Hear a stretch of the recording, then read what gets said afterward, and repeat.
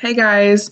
So the book I chose was Of Mice and Men by John Steinbeck, and I had no illustrator because it was just a good old no picture reading book. The ages were like they said second through 12th grade, but I do not think that's true because this was a very intense book. Lots of cuss words, some sexual phrases. I was just really shocked at how in depth it was about some things. I would say it'd be very good starting like maybe sixth, but for sure seventh and up. Um, so George and Lenny head out. They travel together. They work from farm to farm, and they just want to make a little money so they can go buy their own farm and have a house and not have to live in a bunk or deal with people or work under somebody. They would do their own crops. They would just live their own life and not live under an owner, pretty much. Well, George is pretty much looking over Lenny because Lenny is very childish. He is not quite all there.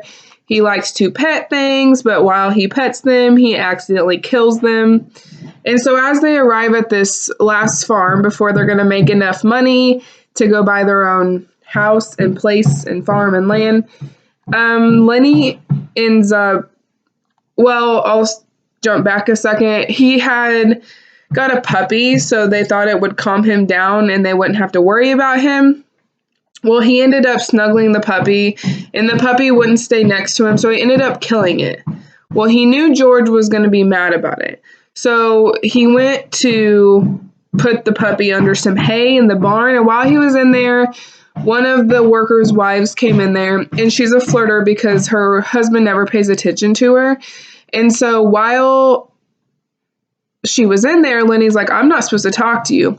She went ahead, forced him to talk to him, knew he liked to pet things, so was like, hey, feel my hair.